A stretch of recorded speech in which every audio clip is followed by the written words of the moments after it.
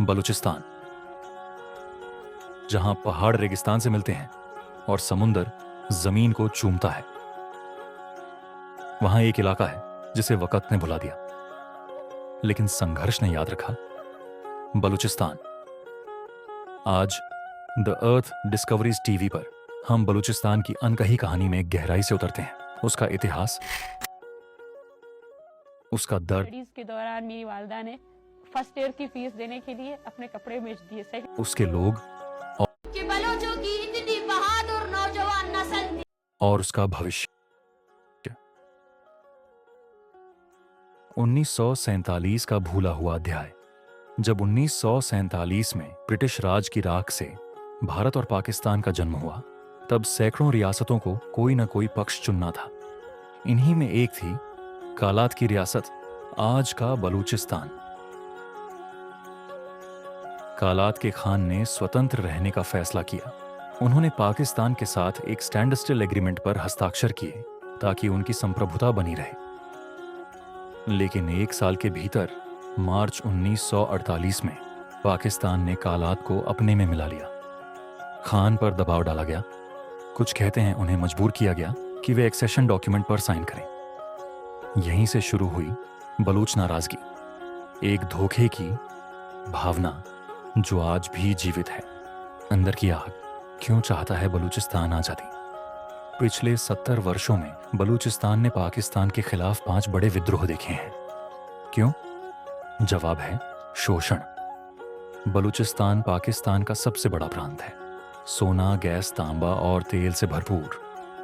लेकिन उसके लोग आज भी सबसे गरीब हैं। संसाधन तो निकाले जाते हैं, पर विकास नहीं पहुंचता। स्कूल खाली हैं, सड़कें टूटी हुई हैं और विरोध करने वाली आवाजों को दबा दिया जाता है। पाकिस्तान, चीन और सीपीसी की परछाई 2000 के दशक की शुरुआत में चीन को ग्वादर में एक सुनहरी बंदरगाह दिखी। बलूचिस्तान में एक गहरा समुद्री बंदरगाह। चीन पाकिस्तान आर्थिक गलियारे सीपीसी के जरिए अरबों डॉलर आए। सड़कें, पाइपलाइन और बंदरगाह बने। बलूचिस्तान के लिए नहीं, बलूचिस्तान के जरिए। चीनी हितों की सुरक्षा के लिए पाकिस्तान ने भारी फौज तैनात की। स्थानीय लोगों ने जमीन खोई, घर खोए और उम्मीद भी खो दी।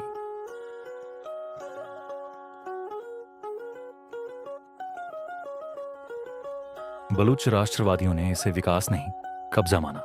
नाराजगी और गहराई।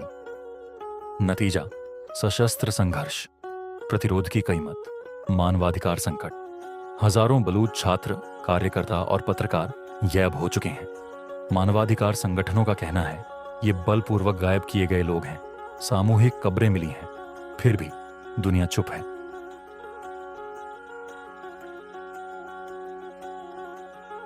हम आतंकवादी नहीं हैं। हम एक पहचान, एक सम्मान और एक अस्तित्व के लिए लड़ रहे लोग हैं। हम आपकी रियासत की तमाम तर मजालिम को एक्सपोज करने के लिए बैठे हैं। करते रहेंगे और मैं बखुदा कहती हूँ कि ये लोग यहाँ से चले भी जाए ना, और भी आएंगे, आते रहेंगे।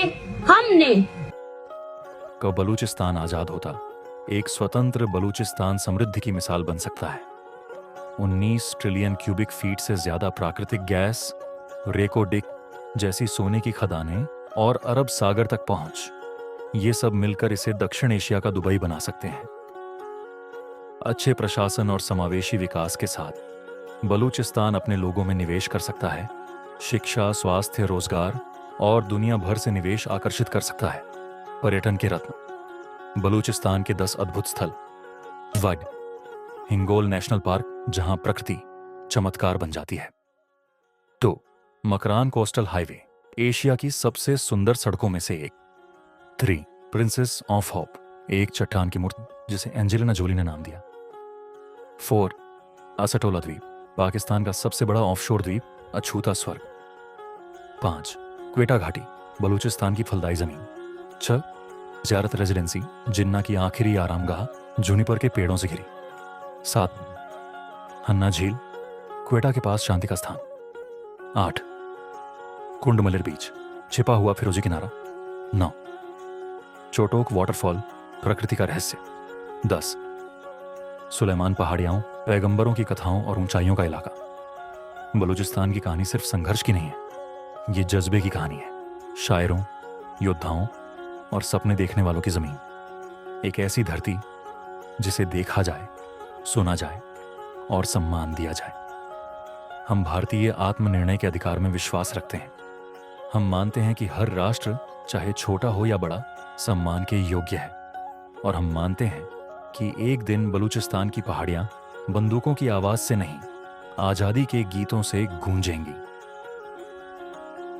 दी अर्थ डिस्कवरीज टीवी को सब्सक्राइब करें ऐसे और भी महत्वपूर्ण किस्सों के लिए, क्योंकि धरती याद रखती है, भले ही इतिहास भूल जाए।